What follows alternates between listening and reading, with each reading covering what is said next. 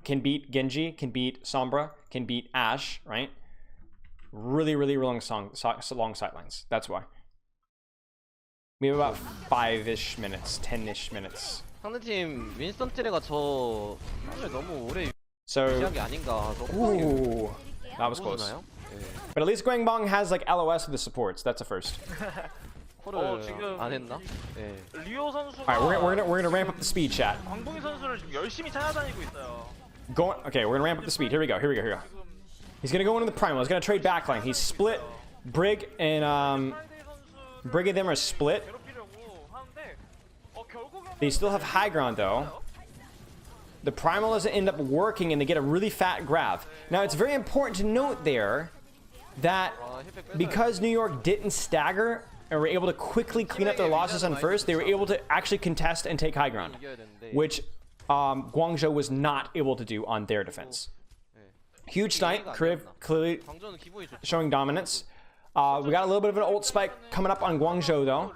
Double support ultimate. We're gonna have Justin Nano 이제 달콤 쌉싸름한 느낌이라. on to defend. 자리는 다 먹혔거든요. 근데 상대 대용공이 뽑혔으니까 Okay. 해보자. 화이팅. 뭐 이런 Stuffing choke. That's interesting. 거 하네요. I don't think stuffing choke is the play necessarily unless your team is playing aggressively, and it doesn't 자리를 look 먹은 걸 like 어떻게 활용하냐. NYXL or New York should want to play this aggressively. That's ridiculously lucky. 왜 자리를 Holy 먹었는데. moly. He wasn't even aiming for the Brig, and the Brig, rallying Brig, walked into it.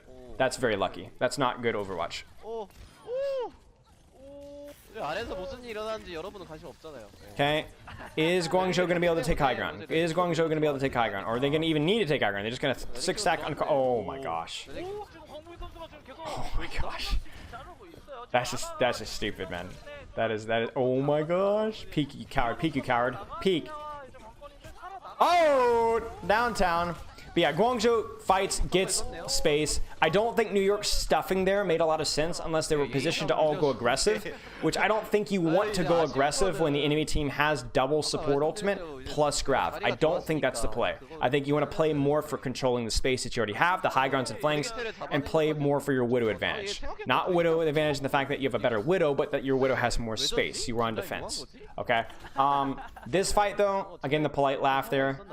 I'm speedrunning, chat. 생각해보니까 이건 아이비 선수가 엄청 잘해준 거고 만두 선수가 실수한 거 우리가 무조건 이겼어요. Intrasites, we go aggressive with Intrasites, but Guangzhou is completely LOSing the Intrasites, which is problematic. 자체는 되게 좋았다는 말씀. And it doesn't actually stop them from taking assists. Oh, it does give that though. That's good. That's very good. Forces Widow to move. 나는 할 거 다 And now you're in an awkward spot of like, is New York going to push this or are they not? He gets armor pack. He can stop Tracer from pushing Cart. And now we're going to actually pincer. And here's the pincer. The pincer is that Tracer is going to meet them up from underneath. You're going to see backline aggressively press W across main most likely and a Winston jump over. Or backline might come from underneath because obviously the respawning window is a concern. So there's the jump. We have Primal if necessary. Might not even need it. Brilliant juke on the sleep dart. He is going to need Primal because backline pressure isn't there. They get a pulse as well. And once again, we have another Primal pulse combo and a small location. Easy. For Guangzhou, though, you're not too unhappy with that because you are about to hit an ult spike and you didn't use anything there, really. Guangzhou will probably utilize Primal to retake space again or Sights. Probably Sights first. We'll probably see Sights in about 5 seconds. 3, 2, 1. Sights. Right? There it is. Okay, it was off by a second. Okay, so there's the Sights, there's the Nano, and here's the tempo aggression. So you saw what I was talking about with aggression. This makes more sense for the aggression because you're in a situation where you know you're at an ult disadvantage, so you're going to try and clutch. Okay? Now, what I want to see here is I want to see... honestly, I don't know. Like, Jonak probably needs to look for a nade here. 그래서 먼저 앞에 가버리죠. Is Yakpung going to survive, though? That's the real question. 선수의 나노는 아직 사용하지 않았습니다. Oh, wow. That's such a big kill. Because that was very easy. Because the backline wasn't able to press W because of Infrasights. That was almost a Nano that didn't get any value because it got kited. Just like it got on first. But the kill on Widow is huge. Uh-oh. Yakpung really should not have died there. What? He dies with Primal, chat. He got clipped Widow headshot plus Tracer. Again, 2 huge kills. A sleep and a headshot from, or a body shot from Guangbong and Jonak respectively. Massive kills. And that was the spike. Like right there, 1-2 ultimates that should have won them the fight. Instead, New York is able to build up the ult bank again with just a nano invested. I'm sorry, chat. We're going through this fast. Okay. So we're probably going to see... I'm not a huge fan of that site. It's probably a little early. They're just going to wait this one out. Yeah, they're going to wait this one out. And then we're probably going to see Rio aggressively engage with Primal or Nano. And Bianca's probably going to... Oh, Bianca just goes. I love that. I love it. And now if he can keep going, they will never get another fight. At least not a cleanly set up fight, right? Because somebody has to touch.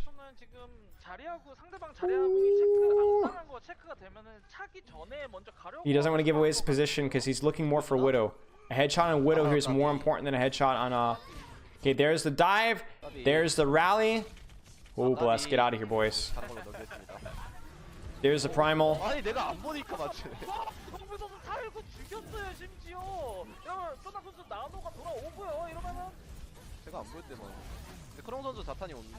Oh, he stuck a Tracer. Wow.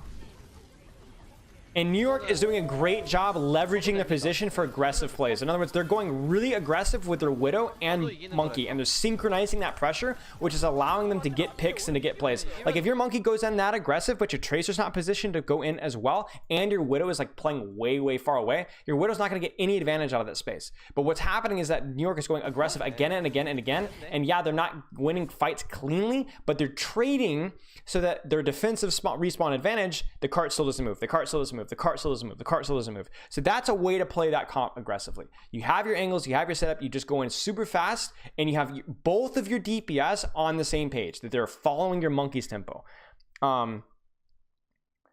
Okay, brilliant work from New York there at the end. I think that was a very good demonstration of playing that composition aggressively when you have map control.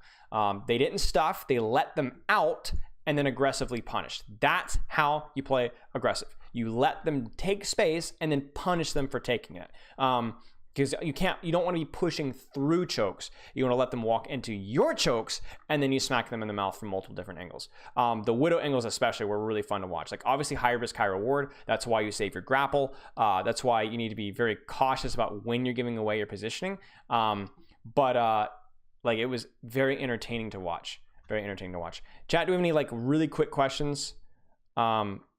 Because I otherwise do have to go soon.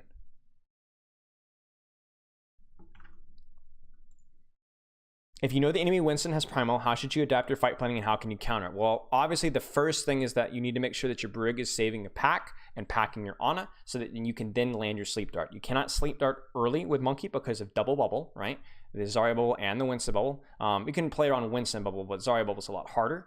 But so you need to survive for the duration of the Zarya bubble, and then once the Zarya bubble is down, you need to hit your Sleep Dart. That along with when your backline is being primaled, your Monkey / Ball, Widow, Tracer, whatever, your Monkey needs to understand that he's not going to be getting a lot of support in terms of aggression. Your Monkey might dive in and be like, guys, why didn't we dive in? Why are we all like, where am I not getting healed? Well, you're not getting healed because your backline is getting primaled. So your Monkey needs to understand that in that situation, it's less about killing backline and going hard and more about I'm baiting attention so that my backline has time to peel off that Monkey and then I'm just surviving myself, right? So if I don't have Primal but they do, I'm just there to survive and keep their backline tied up and then get out and allow my team to don't worry about healing me, you guys deal with that big ugly Monkey and then we'll go from there.